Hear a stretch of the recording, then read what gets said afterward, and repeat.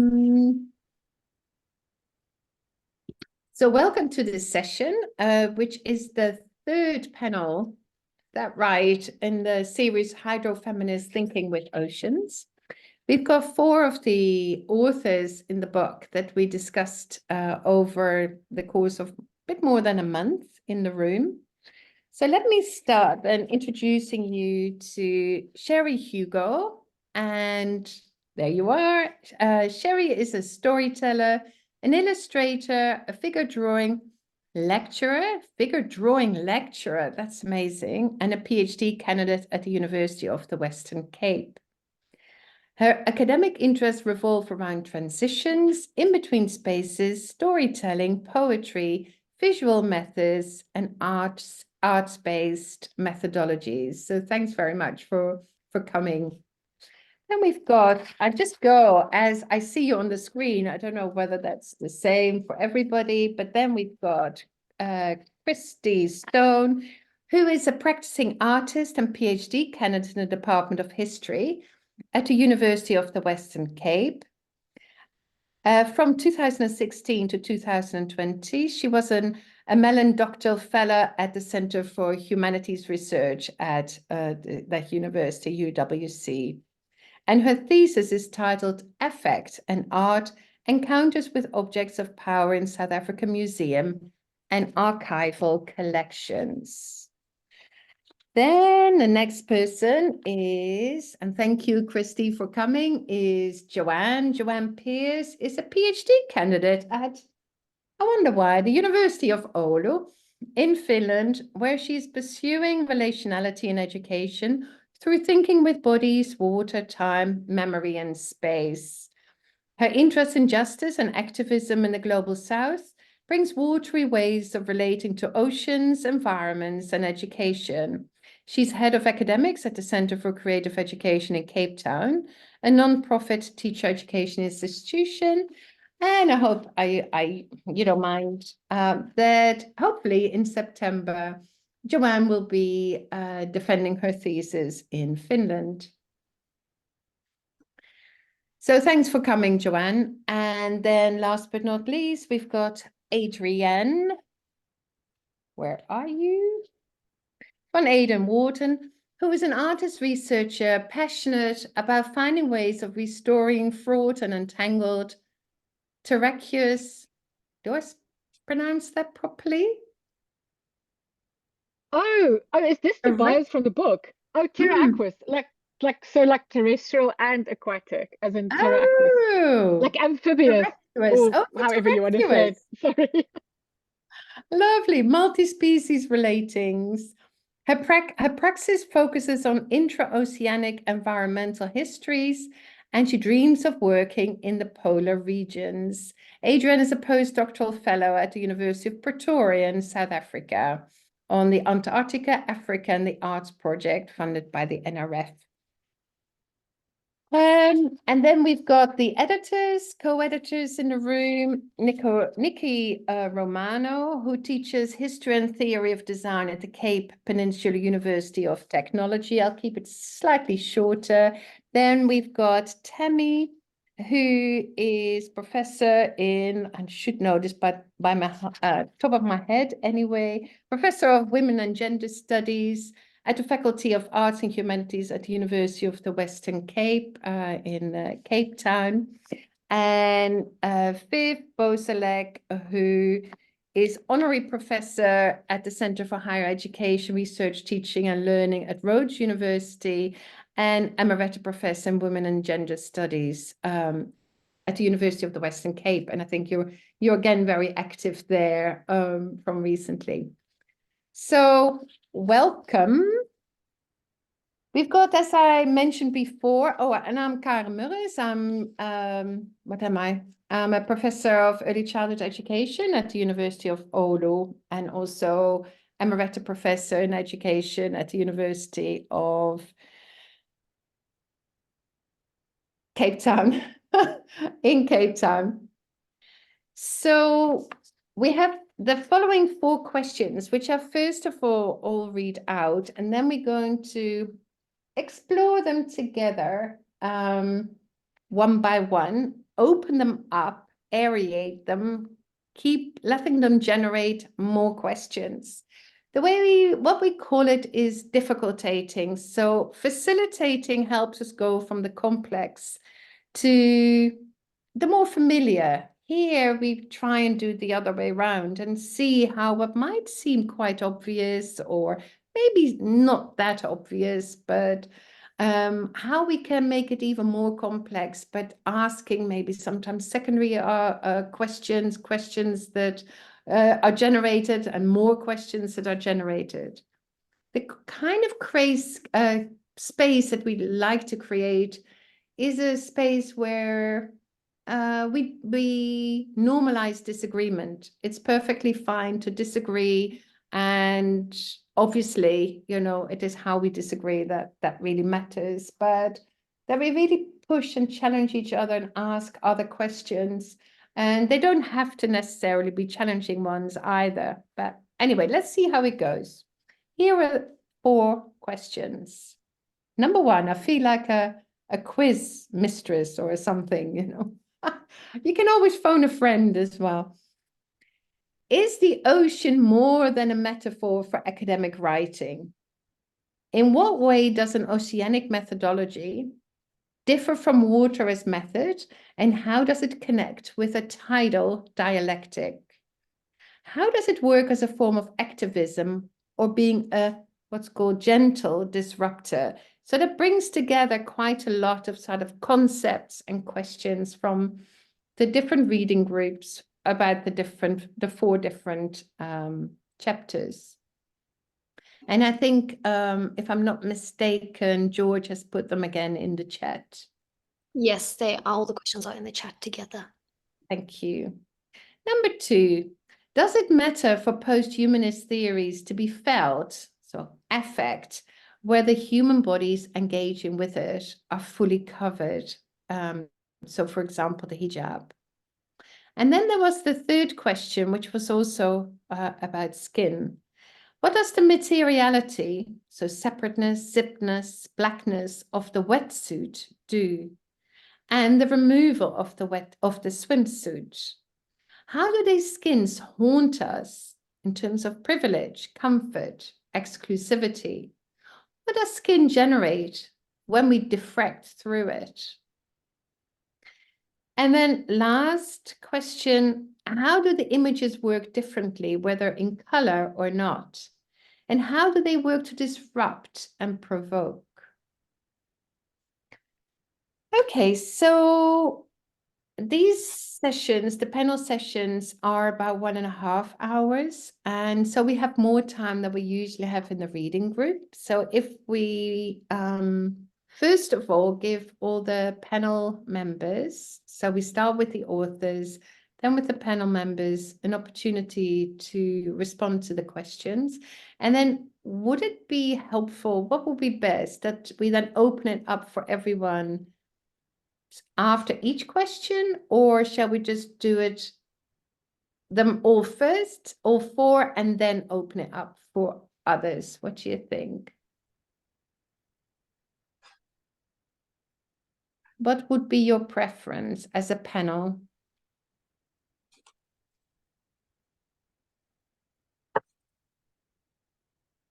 Can I make a suggestion in that case, unless you've got a clear preference, that maybe we do it per question, because some of them are quite specific? Yeah? Okay. And then it is just a matter of very careful timekeeping. It would really be good to leave a lot of time and space also for the audience, because they've been so involved in thinking together about these questions. So let's see how good I can be. About 15 minutes max. So the first one, is the ocean more than a metaphor for academic writing? In what way does the oceanic methodology differ from water as method? And how does it connect with a tidal dialectic? How does it work as a form of activism or being a gentle disruptor? So Cheri, Kristy, Joanne, or Adrienne first.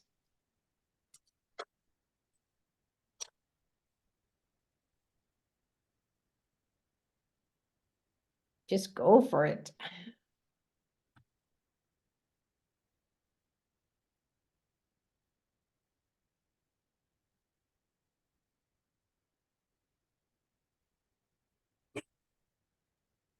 Could the Someone, going, yeah, the go going on. would be about nominating one of the panel members.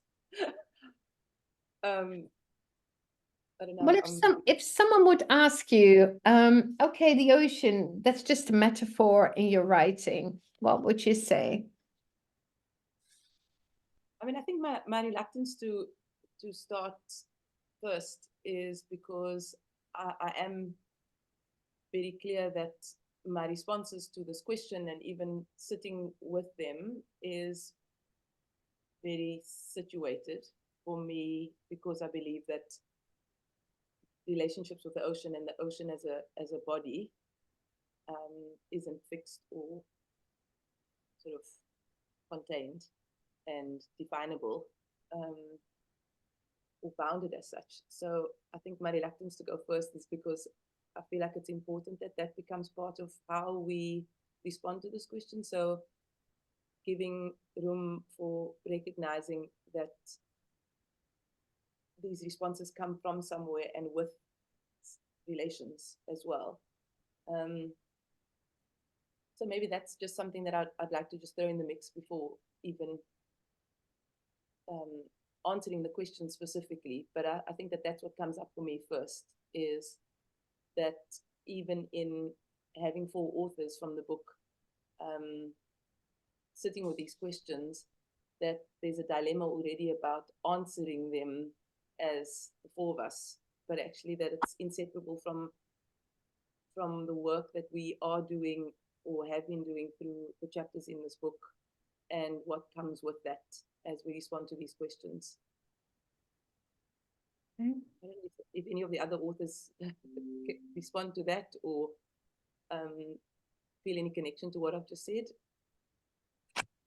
I think probably Adrienne does. I see you're quite...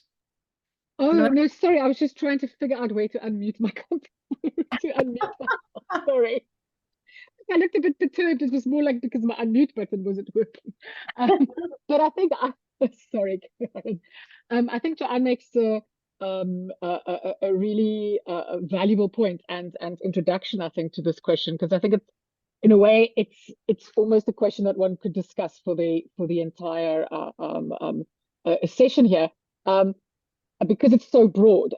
So I'm going to try to just kind of tackle bits by bits. I've got it here. Thank you for pasting it in the chat, George. I think absolutely that the ocean does sometimes and has very much in the past functioned as or being kind of referred to in a type of metaphoric way, and I think imaginative engagements with the ocean also are incredibly important. But I think especially in this type of writing, to kind of negate the realness and reality of the ocean and those relations, and to treat it in a kind of very only metaphorical way, I think is hugely dangerous, because it's so easy then to overlook the real, very real historical and continuing violences, as well as you know, relations with the ocean that can be both violent, or the ocean as a carrier of often violent interactions. It's too easy then to almost like overlook real both historical and contemporary concerns in terms of everything from waste making practices to violent interactions, etc. So to merely treat the ocean as a metaphor, I think, is hugely dangerous. And it kind of it makes it very easy to almost absolve oneself, in a sense, from responsibility when it comes to real interactions, the real consequences of our everyday lives. Because in as much as I think we try to live lives that are perhaps more responsible, more careful, less violent. We're absolutely, our day-to-day existence is absolutely complicit in the not only the pollution but the degradation, the destruction of the ocean.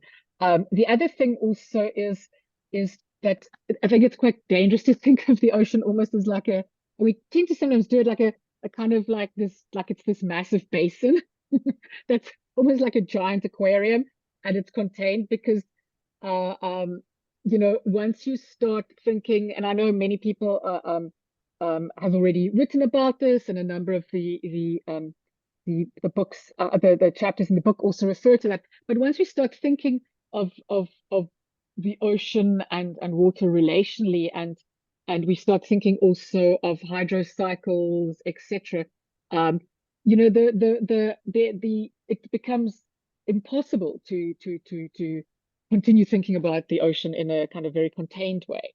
So that would just be my kind of starting point.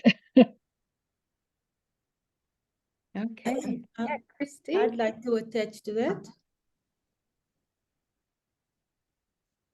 Yeah, you can. Cheri, maybe Cheri first and then Kristy. Oh, sorry, Kristy, I didn't see you. There. Hello, everyone. I'm Cheri, and I'm greeting you from Sandton, and I am at a conference, and I've just stepped out of the pool, so I'm doing that crazy nose sniffing thing, so forgive me.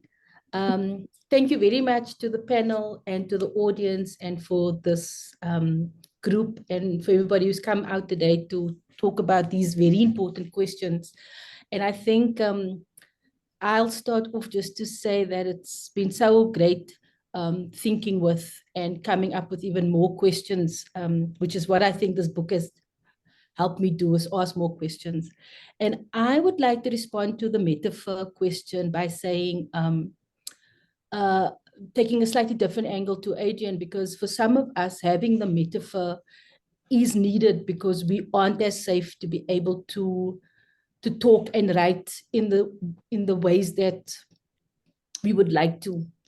And so I know this personally from the Fees Must Fall incident within higher education and within South Africa, where someone like me was very vocal and very supportive of the student protest and what they were standing for. But I also was very aware of the effect of what that transgression to the university looked like and meant.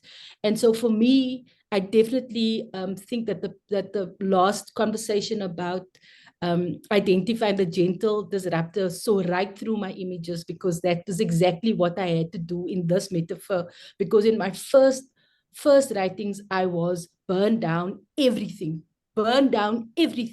because chase them all into the sea, because that was the kind of thinking that was happening at the time. And I could see how that was just not being helpful for me in my writing and for me in showing up.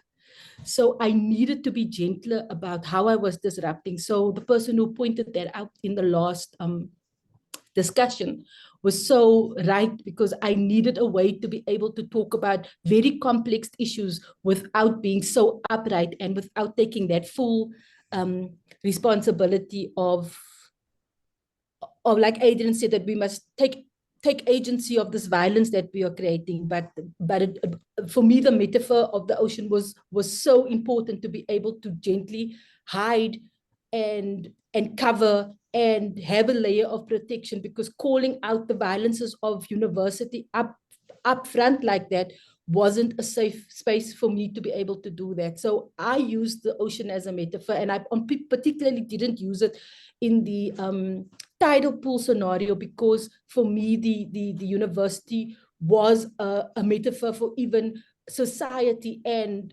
so it wasn't contained in a bucket, it wasn't contained in the tidal pool for me. And so so for me, definitely the metaphor was used as a gentler disruptor, so that I could immerse and enter the academia spaces like the ocean, slightly gentler and still disrupt. So that was just my contribution to that first question. Thank you.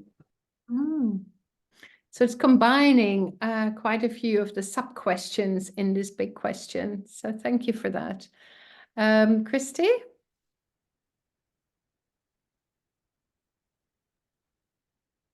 Hi, everyone. It's a really lovely question, not easy to answer, but I think, I suppose I would say for me, I would not say it's a metaphor, because I really, when I started to think oceanically, I did really feel that my thinking shifted quite significantly. And I've been working with museum objects, which are very static. They're often tied to a place, to certain people, to a certain history. And it's very difficult to shift that kind of thinking about these objects that are so contained. And I think as I started to think of away from land-based histories, something really started to shift in my approach, but also I felt in so much more creativity, because it was okay if things were fragmented. It was okay if history and time wasn't kind of going in the chronological way. There was so much hidden, and the kind of ancestral and the spiritual realm was opened up in a way that that a kind of land-based history or study, and particularly like a museum space, is really what's lacking and what's missing, but it's the hardest thing to kind of bring in, and especially in terms of museum objects and ideas of cleansing and ancestral work, song, sound, and the kind of the layered or the kind of many stories that come in very fragmented ways. So it really was a kind of shift in my own thinking that, yeah, I suppose was much more than a metaphor. Joanne? I think just two comments. One is a response to, just adding to what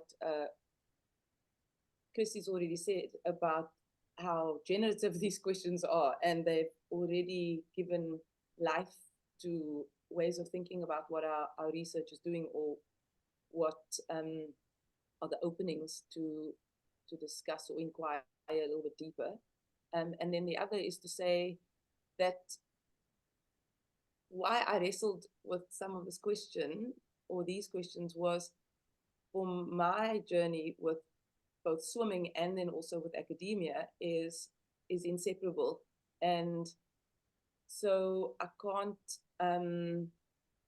attune to ocean and ways of thinking with ocean without the connection that it has to what it's meant to be a student, what it's meant to be a researcher, what's included in academic practices. Because those practices, which are things like methods, fields of research, categories, and disciplines that already work with boundedness or definitions, is entangled with how I live with water, work with water, swim with water, research with water, because it has been very important for me to keep that relationship of these worlds of academia and worlds with water, very present in how I write, how I think, how I research, because that is the starting point for the ways in which I think with water. So metaphor is a bit risky for me because it again gives me a concern around representationalism. So really thinking about the use of this concept of metaphor being non-representational. So it's not a description of how water is used to tell academic stories, or how water stands in the place of or articulates academia or research, or even a chapter in a book. And that's how I also sort of respond to the question around water as a method. I don't know where to go with that question, because I have a reaction to that, because part of what I've had to do is almost resist against assumptions about methods and methodologies as something that forms part of an academic world. And I believe that working with ocean and relationalities has got the risk of it becoming about a description for other worlds, for other places and spaces. So I like what was shared by, I think it was Kristy or somebody that spoke. Sorry, I'm very nervous, but I think the nervousness is also related to the appreciation for these questions, and how do I do justice to responding based on the fact that there are a lot of people who have given the time to sit with these chapters and even be in reading groups. So, but it's something that was mentioned around acts of resistance. So I am resisting against academic language, because I believe that it's not just this, it's not just a language, it's more than a language, it's a material discursive, it's a doing. And I find a restlessness with English, or particular ways of writing, and working with the ocean has been a form of resisting that by thinking with fluidity, porosity, the way that water moves and threads across different boundaries has been of extreme value for me. So I think that that's critical in responding to these questions for me, is the inseparability of academia, panel discussions, chapters in a book, in thinking with this question about how does it work, water as a method, or the ocean as a metaphor. As always, I'm aware of time. I know Temi has got her hand up. So if we can just listen then to Temi and then go to the people who asked the question in the reading group. And I am aware that this, of course, is quite a big one and a generative one. And it's it's very helpful that there are some dissonances too in the use of it as a metaphor or not. So Temi? Well, I mean, I'll be very quick, Karin. Just to say, I really appreciated all the responses. They were really great. And one of the things I wanted to share is at this conference we're at, which is on environmental humanities, and there's a lot of blue humanities. And one of the words that I heard today was metaphor, which I wanted to share with everybody. So not metaphor, but metaphor, which I think was quite helpful. And I wanted to say, though, that I do agree with Adrienne and with Josie and with others that there's a risk, there's a danger at using metaphor. But I also agree with Cheri that there's certain political moments where I think metaphor is helpful for a particular kind of politics at a particular moment. But for us, I think, and many of us in this project, that's part of this book, it's really about matter and about actually disrupting normative writing. So when the question says, different writing, it's about really disrupting academic writing. We're thinking with water, we embodied, we affective, we relational, we attempting to face alternative temporalities and futures and presence and histories and yes, I mean, I suppose there's a lot more I could say, but I'm very aware that there's time constraints, so I'll stop there. Thank you. Before going to Adrienne, just want to turn to the people who asked the question that was in our first reading group. I don't know whether anyone feels that we have started to respond, or people have started to respond to the questions that we generated. Anyone who would like to come in?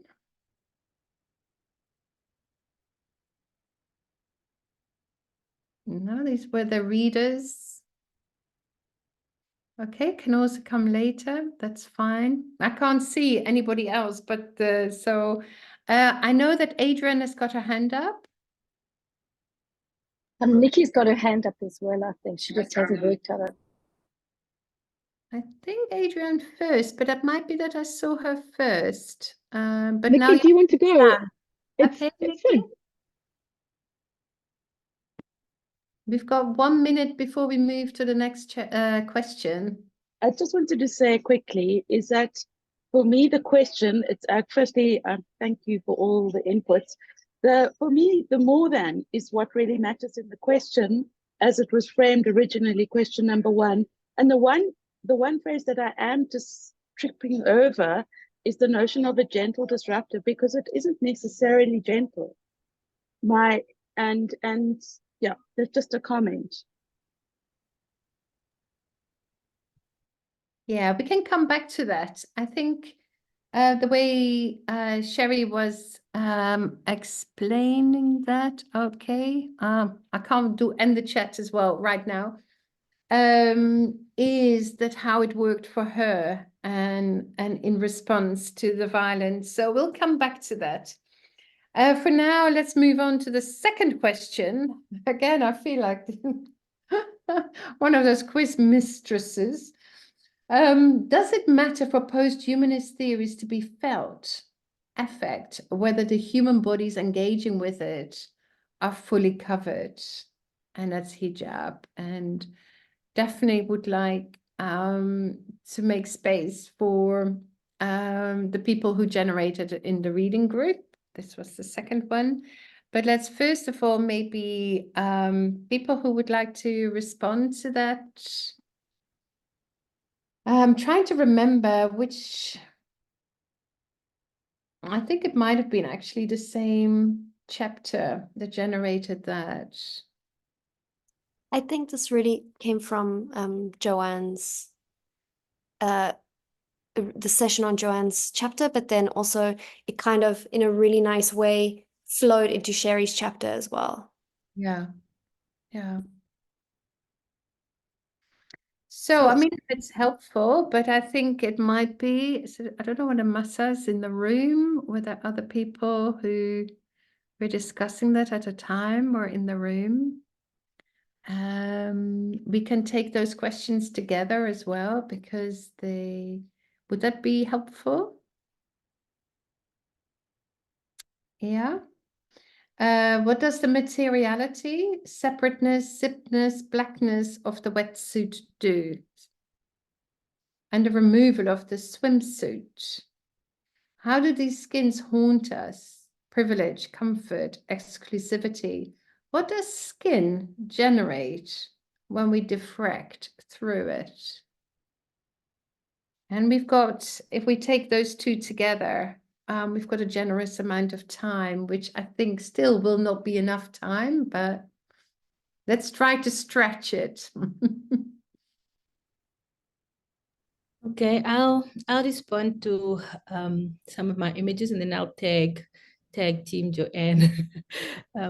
But yeah, so I know that my images in particular have caused quite a bit of questions around why did the images have to be in the nude? What was the significance of that? And this work was done in the height of gender-based violence in Cape Town, South Africa. So I took a lot of flack from particularly my UWC group who was really struggling with why another woman to go naked, another female figure who identifies as female to go naked and to make a statement by being naked. And it was such a cliched story of how nakedness is the thing that draws. And for me, it was about the fact that I had to be covering up all the time, and the many faces that I had to wear in academia and in spaces of beaches and particular privileged spaces from my perspective, that I had to code switch all the time, that I had to do all of the covering up and all of the different skins. And I mean, Joanne will tag on the skins, but for me it was getting into this work of hydrofem and the swimming work, and thinking what the ocean was about, removing all of those layers that I had to carry all the time. And this work was about becoming so naked to be able to face the real me in academia and the struggles that people like me in my skin have to face. And it was about having to plunge this nakedness into these uncomfortable spaces and places. And I mean, this is a question that often anywhere that I do exhibitions or hold this work or talk about this work, the question of covering up and the questions of cover up in general. I won't just single out hijab, because I mean, my Hindu ancestry, all of that comes to play. So for me, it was about stripping away and undressing and becoming naked and having to deal with the nakedness of what I was calling out. Yeah. Joanne, I don't know if you want to tag from there. Sure. Thank you, Cheri. And again, Masa, thank you for your participation in these reading groups. Wow, what a gift it is to me personally, for being able to see someone respond to my writing. Amazing. Thank you. So thank you for the courage to ask this question. And I know that it's not necessarily a straightforward thing. Yeah, so my eyes are even starting to the ocean's running out of my eyes at the moment, but I'm going with it because it's a response, it's affect. So thank you. And I think, you know, these questions help me to return again to notions of relational bodies. So as a starting point to recognize that the importance of really troubling individuality, skin as the ending of, or the ending or starting of where bodies begin or end. And I think that that's part of what I appreciate about these questions is that it gives a moment to again revisit the importance of thinking about bodies as relational, that bodies aren't sort of these contained entities that exist in the world, and then relationships start, and then the body gets changed. But there is no, for me, bodies are being and knowing and becoming.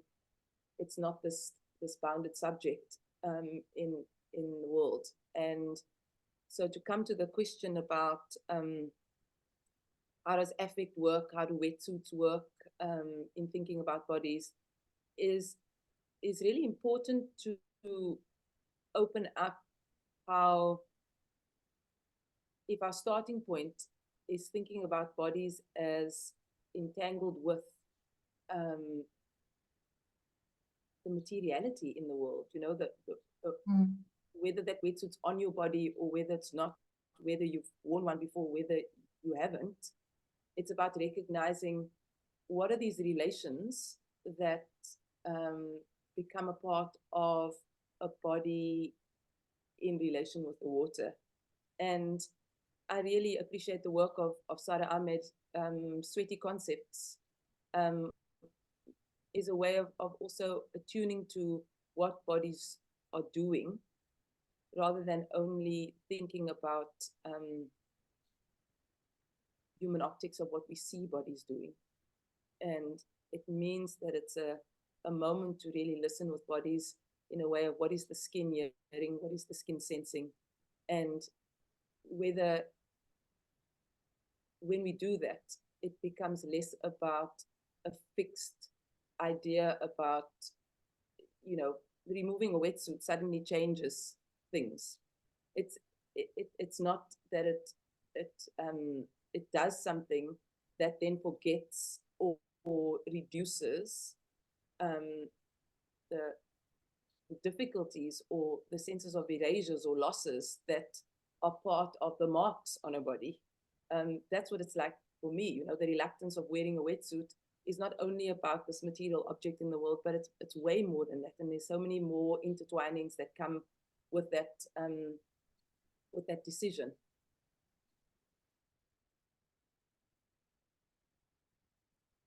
Sorry, my hand just muted myself because I felt like I was just going.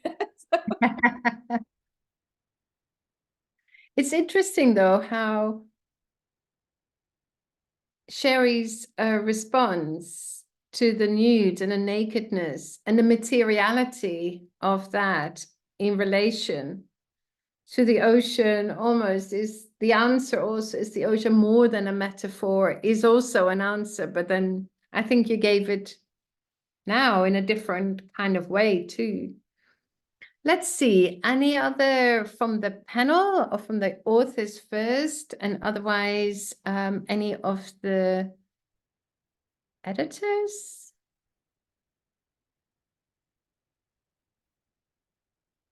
Kristy?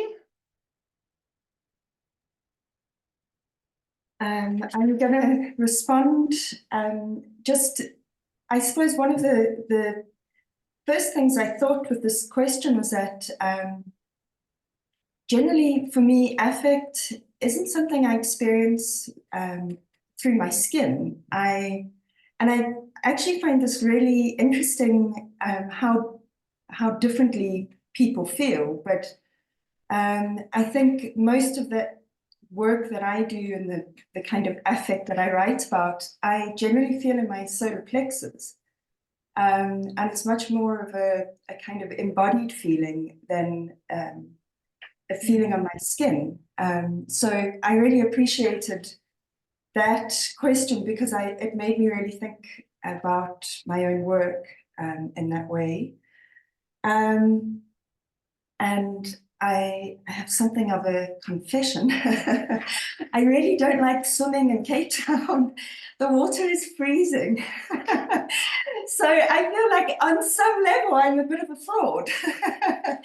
But I do remember loving swimming as a child. And one of the things that the being that I write about in my chapter brought back for me was a very, very strong sensation of the Indian Ocean as a child growing up and going on one particular holiday to Zululand, and it was incredibly wild. And I think it was kind of at that time that I also became quite afraid of the ocean and swimming, because I remember being dunked and kind of really the very strong tides. But it really took me back to a childhood feeling of hours of swimming in the sea and such a different relationship to my body at that time.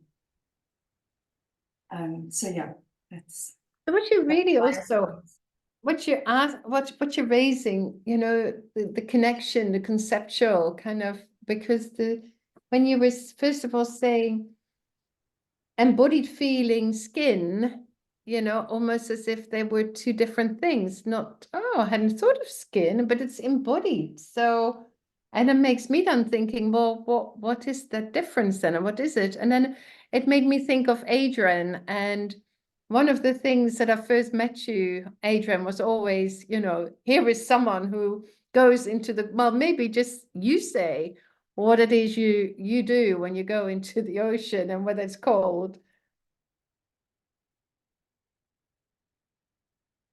Sorry, trouble unmuting myself again. Oh, do you mean when we met way back, like in 2016 or around then? Oh yes, no. Are you talking about how I would sometimes stay in the sea as Oh, until I'm nearly hypothermic. Oh yes. Oh no. So maybe Kristy, I have had a long habit of embracing the freezing the ice cold water. But I think but I mean it's so difficult, even when one speaks about different oceans, in a sense, like the Indian Ocean, Atlantic. I've just come back from working in the on an island in the Southern Ocean, and then you actually start thinking about it rather as a kind of like more of a, on the one hand, there are these commonly defined like kind of major oceans and seas and currents, and on the other hand, there's also this planetary ocean. But how we experience different sections of it, or how the where the water has moved at the different times so differently. Perhaps I'm more drawn to working in colder water. But I think in a sense part of that, and that was like long ago. Sorry, I was like I just had to do like a little bit of a rewind, like to figure out what you were referring to. But I remember now those early days of the reading groups, like way back. And I think in a way, maybe it was for me about kind of a type of surrender, a kind of like a giving into the sea, a kind of not being in control. I must say, sometimes some of the most valuable experiences for me in the sea have been when I have been held under a wave for way too long, or struggled to get my breath after being dumped. Which I know is something I say from a very privileged position, and as someone who has spent a large portion of their life living close to the sea and being in the sea. But I think there's something about that kind of allowing yourself to be overwhelmed, allowing yourself to kind of be, in a sense, I guess, turned over by this other huge body of water that I have always found very appealing. But I say this also, like, I guess when this comes from also the privilege of having been near the ocean and in the ocean for such a large portion of my life. And in certain circumstances, it's not possible. Like I was just, like I mentioned, working on an island in the Southern Ocean now, where you are not allowed to go into the ocean just by virtue of, the chance of being swept away, or of becoming hypothermic very quickly is very large. So it's quite strange. Then you work on this island, right, in the middle of the Indian Ocean section of the Southern Ocean, but you're on a ship and you can't go into the sea, which is also a totally different, I think, experience of being at sea, of literally being at sea for days and days and days on end, but you can't touch the water, you can't get into the water. You can hear it, you can smell it, you can feel it you can feel the kind of precipitation on your skin, but you can't be immersed. Which is directly related to the question, isn't it, about whether the human body is engaging with it, or whether you're actually in touch with the water, with your skin, or whether you're fully covered. Joanne, you've got your hand raised. I was just wanting to add that I know it came up in one of the reading groups around the work of Christina Sharp and Alexis Pauline Gums, and I was so pleased to hear that, because I think they bring something really deeply relevant and to thinking with oceans and thinking with bodies in relation to ocean. And there's an ethics that comes through that prevents us from sentimentalizing or romanticizing or even universalizing relationships with water, whether it's I swim in the Indian Ocean or I swim in the Atlantic Ocean, or cold or temperature. But I think that it even reminds me of why it's necessary to have even listened to the fact that Kristy felt the need to apologize for the fact that she doesn't swim in Cape Town. Like that that register for me is what has happened that makes it even, yeah, what is this work doing that makes someone feel like they need to apologize for the fact that they're not swimming in Cape Town or in False Bay? What is this work doing that gives that impression that to swim in the situated space gives you voice, as opposed to if you swim in other water or if you even walk in puddles, you know? So it reminds me of what Alexis Pauline Gumbs really touches on. I mean, she asked this question about what do our sensitive edges have to teach us? That makes us as researchers or as writers with water more implicated in listening to what are the pricklinesses and the constrictions or the heat or the temperature or whatever. What is it doing, or making? What would happen if we listen to that a bit more, and that became a part of some of the knowledge that we work with, or the questions that we ask, or the stories that we tell. And again, thinking about, you know, also Hathaway and Cecilia Asberg's work around the ways of thinking different about relations. So Cecilia Asberg speaks about relations of obligation, where we become more aware of our relationships with water, the relations that we draw on, the relations that we write with. We are implicated and obligated to make those visible or to tune into what that's doing. It's not that we can leave that out in the ways in which we think about swimming and where we swim or when we swim. And I think it does connect to the questions that's been asked about zippedness and wetsuits and removals and putting on and second skins. Yeah.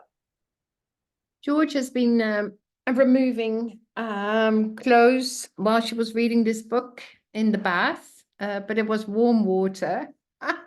It's hard because I don't see any faces, so I don't know whether people outside this panel are wanting to come in or want to say something.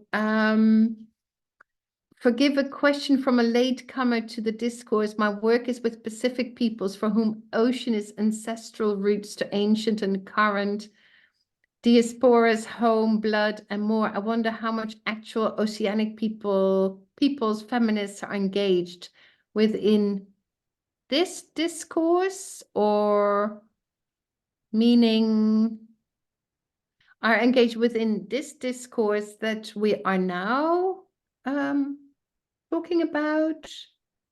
Maybe it needs to be explained. You want me to speak it? Yes, please. Oh, this Hi, is everybody. This my name is Heather. I'm calling, it's 8 o'clock in the morning in Canada, so forgive me for being a little bit not quite on my game, but and also quite late to the discourse. I discovered you quite recently, and I'm really excited to learn about the volume and to hear what everyone is talking about. I am an anthropologist. I do research with people mostly in the Kingdom of Tonga, also Papua New Guinea. So I'm very much grounded in a feminist oceanic discourse or ways of speaking about how people interrelate in the world. And so, yes, the last part, I used the term discourse twice. I mean, this current collective, I'm wondering how much, or are you looking at people like Katarina Teaiwa or Teresia Teaiwa? There's a number of Polynesian, ancestrally Polynesian, sometimes diasporic feminists in places like Aotearoa, New Zealand, who are using oceanic terminology, perceptions, their understanding, the cultural understanding of what ocean means in very interesting ways. And so I'm just kind of wondering how much you're engaging with that, or if that is something that people might like to think about more. Can you say yeah. When you say in interesting ways, maybe if you can say a little bit more what this interesting ways is, and then see whether maybe the co-editors would have engaged Sure. with So this. people like Eva will and numerous poets have drawn connections between ocean, the salinity of the ocean, the fluidity of the ocean. I will write the names in later, as forms of blood, as allegories for their own blood, as constituent parts of their own blood. There are historical narratives, which I've written about, which recognize ocean and the denizens of the ocean, so the varieties of sentient and non-sentient creatures that depend on and live in the ocean as ancestral kin. And so the idea of being related to things like eels, whales, other forms of That's helpful, thanks. So maybe Tammy, Viv, Nikki, first response.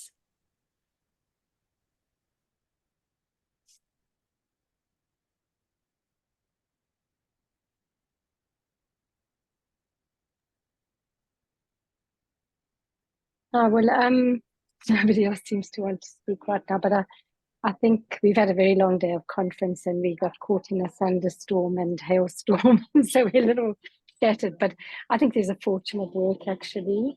There's working Hawaii, like Ingersoll's work. There's a lot of poetry. There's a lot of artistic work that's thinking of Indigenous knowledges in different parts of the world. And even in that book, I think we've got quite a few chapters that speak to this. Grandmothers of the Sea, for example, which I think has been in the panels or is coming, is a group of women who have passed down generations of knowledge about the sea, and they're writing about how, in fact, their knowledges have not been acknowledged by the current regulatory forums or spaces, institutions around fishing and spaces of ocean. Also, if one watches the poem by Koleka Putuma, which is an absolutely beautiful poem in South Africa, she's talking very much about South African Black people's experiences with the ocean, which is also about colonization and then I'm getting and then of course in the book we have a poem by Tony Stewart which brings together both the environmental and the spiritual and indigenous cosmologies and there's more. So I think there's a fortune of material. The book next to the ocean, next to the sea, downward. Anyway, there's so much of that. We, of course, it's not my own particular area of expertise, but there is a lot of work out there that is being generated across the modalities of art, activism, and scholarship. So, I mean, we could certainly compile a list of some of the work we know, if that would be helpful for people. But I think, reading the book, looking at the references that people are drawing from, it would be helpful as well. Want to add? Tammy, there's a request if you can write some of these names that you've mentioned. It is actually quite hard also the sound, so if you can write those into the chat. No, it was me asking, is it Phil? If Phil wouldn't mind sharing the references, I haven't engaged with the authors that you refer to, and I would be very keen to. So if you wouldn't mind sharing those, please. Thank you. Okay. Sorry. Yeah, I didn't realize that. And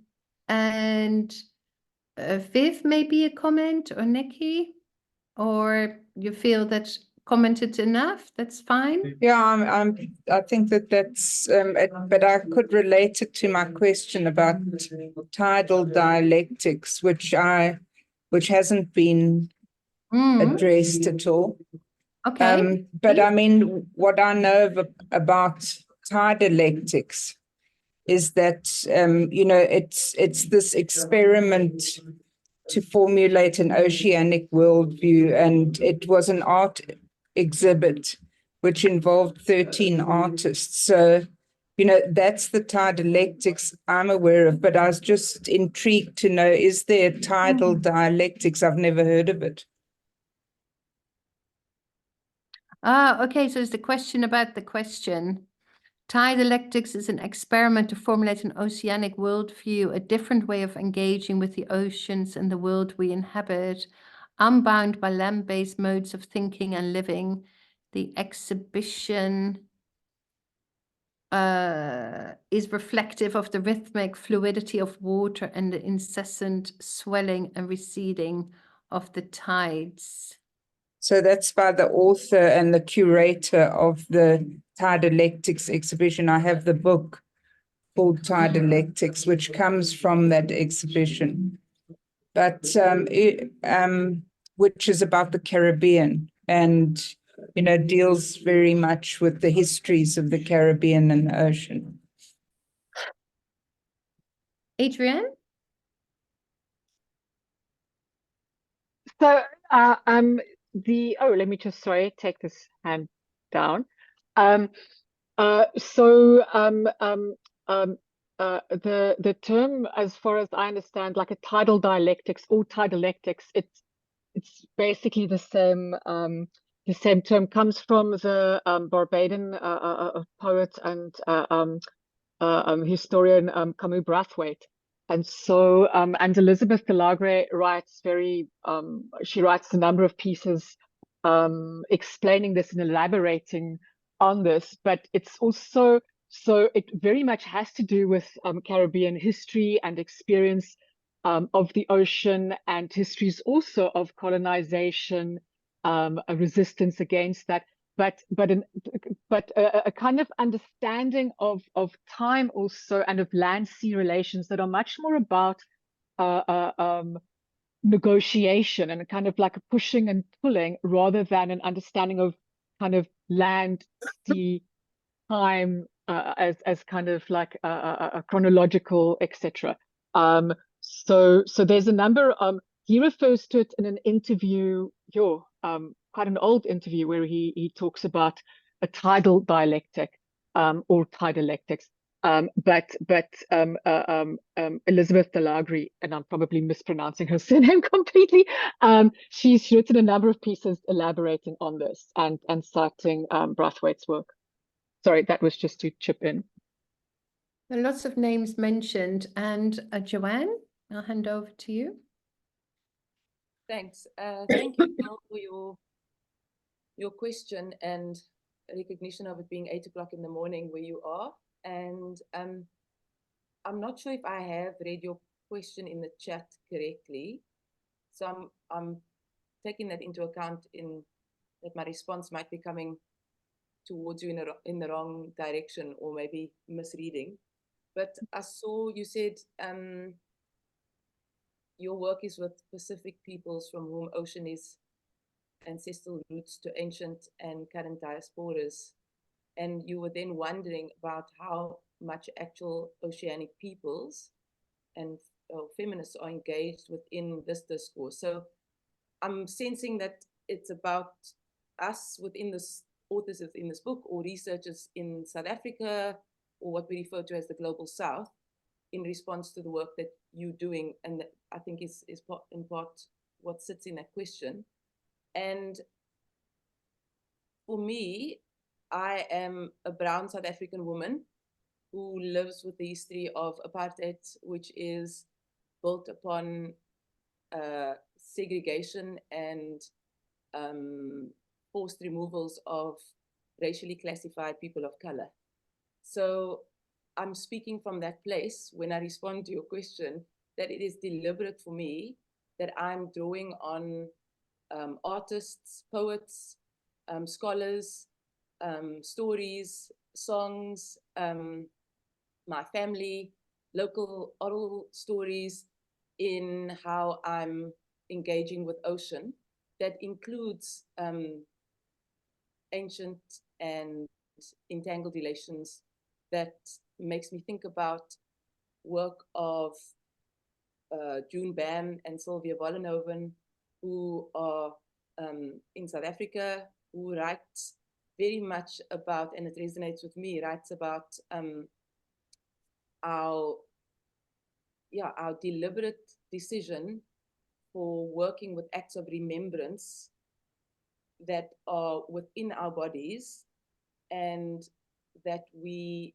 stay in dialogue with other places across the globe, but recognize that part of what hasn't been recognized or done as commonly as it should have been by now is the inclusion of the voices that are local in our country specifically.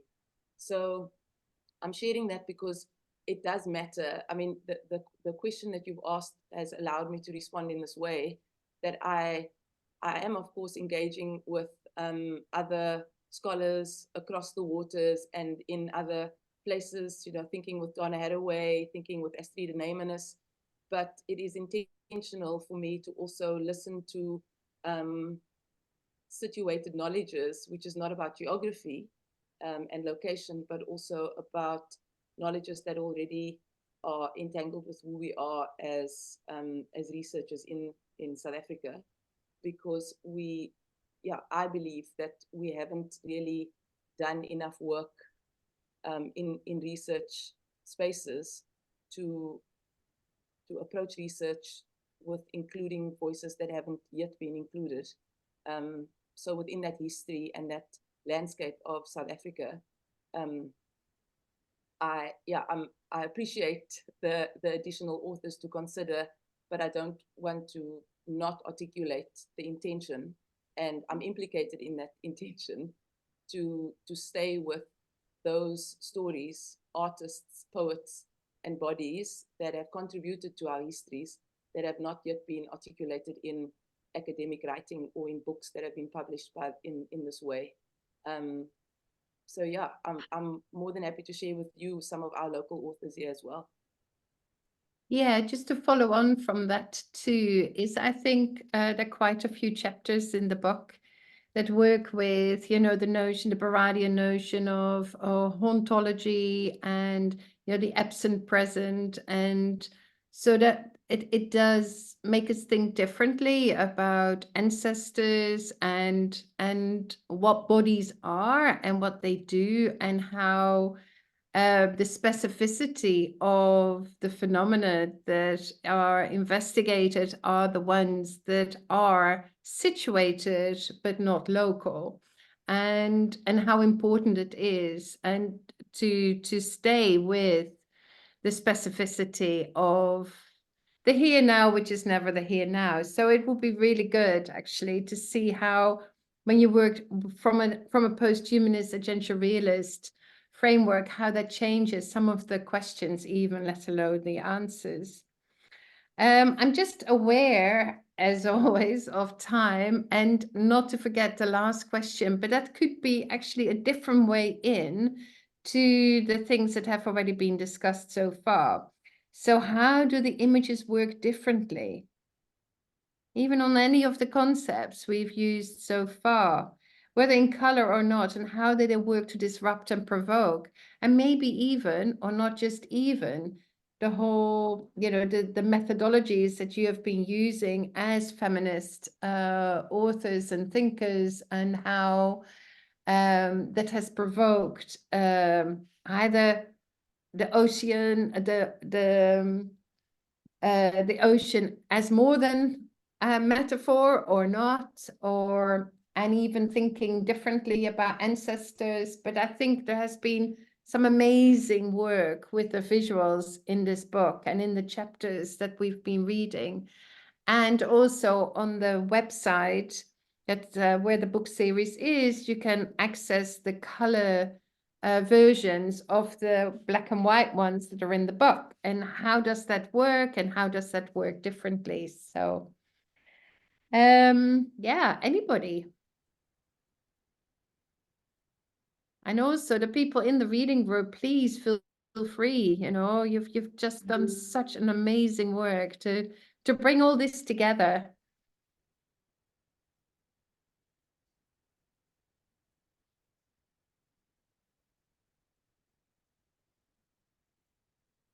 I've put in the chat just the link for on the on the website where you can see all of the podcasts, and then for the chapters that do have images, the color versions of the images. And I'll maybe just add that part of where this question came from, which to me was very impactful, was we were, sorry, my computer's making noises. We were dealing with Cheri's chapter, although Adrienne's chapter also has a lot of really beautiful images, but with Cheri's chapter, we would kind of, everyone had read the chapter and seen the images in black and white. And then when we came to the reading group, we showed the color pictures on the website, and everyone had this like, whoa moment of like, wow, this is very different in color. And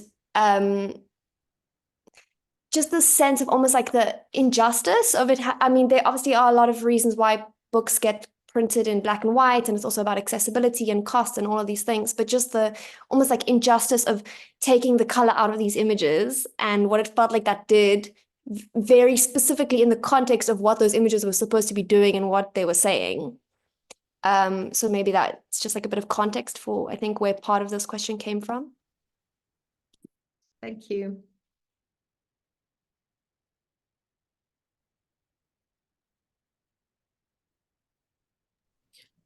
Yeah, maybe I'll just thank you for that.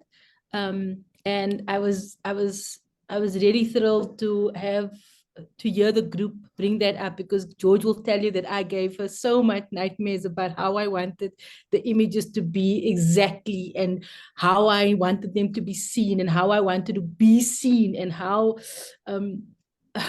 so I'm just now thinking about all of those emails, and George, I'm so sorry. I was such a pain about how I wanted them done, but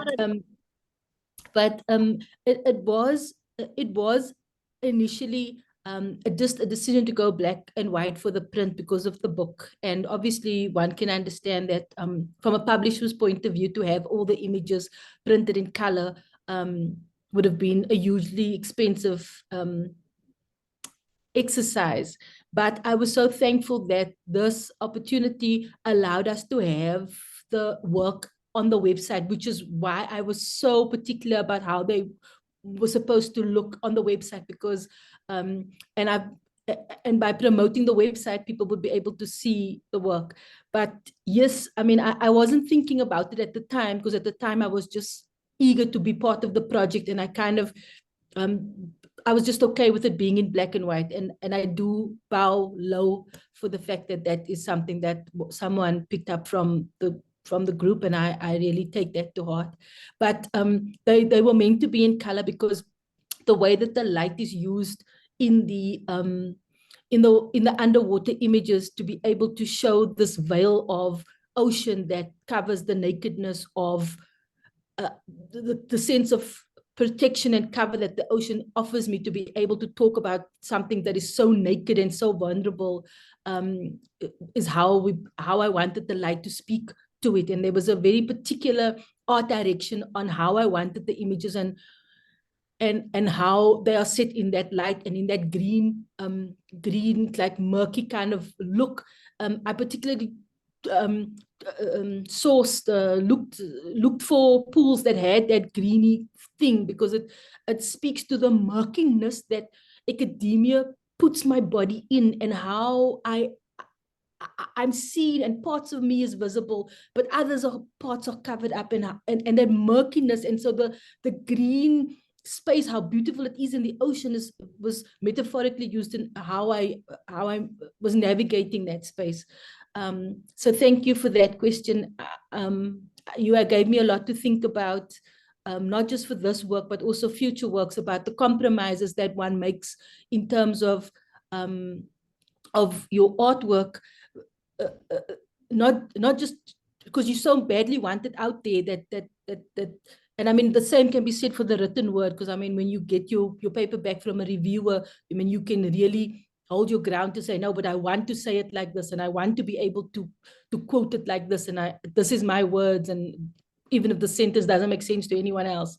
And I mean, that was also something that you picked up from the reading group, how simple and easy the writing was. And I took that as a huge compliment, because I wanted it to be accessible to anyone to be able to read. So it gave me a lot to think about as a practicing artist and as an academic and as an artist in an academic space about that black and white, and about the color, and that even went off to other metaphors about color and black and white and other political connections. So thank you for that.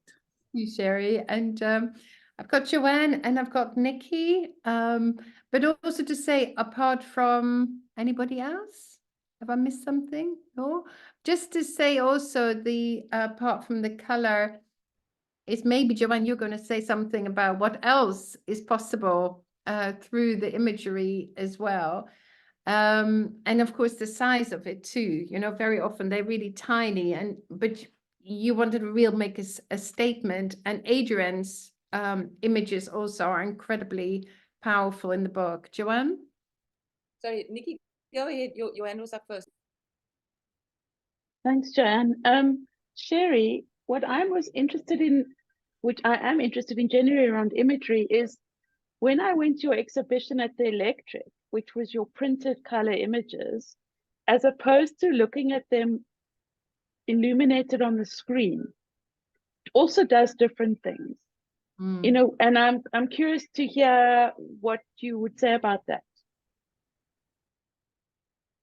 Yeah, I mean, in real life, this work is printed on 5 by 3 meters, and some of them 5 by 5 meters, and they are printed on cloth for a reason, and they are meant to take up space, a full space, and they don't hang along a wall, they hang across a room. So people have to walk through them and in them and with them, so they make waves when people walk through them. And so it does bring to light that how one has to think about publishing artwork, and how you have to look at where the art lives in publications. And they are different, and I'm realizing that they are doing different things every time. Like, they do different things in a real space, they do different things on a screen in full color, they do different things in a book in black and white. And I think those were all just gifts to me, and I received them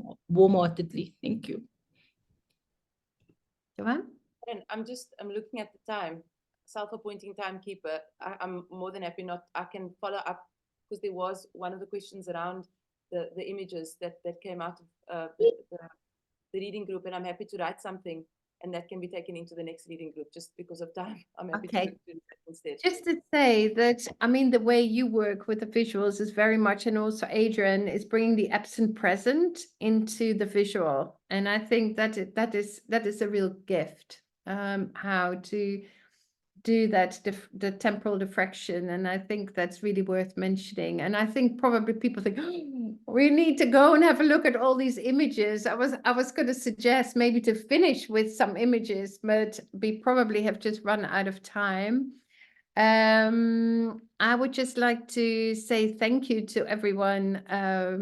George, would you like to? I think we always have to say something, don't we? Like something household stuff, like next meeting and all of that. But maybe we can stop the recording. Sure. Thank you, everyone. We're an amazing on the reading together recording, which this has literally been such reading this book and reading it in community, and then being able to have these panel discussions with the authors and the editors. It's just been such a blessing. And I think that that's a general sentiment of just like immense gratitude for all of the love and hard work and just everything that's been put into this publication. Is just incredible. And thank you. Yeah. So good birthday present. It's all done for your birthday, George. All done for your birthday. Let me stop the recording. How do I do that? I'm not sure.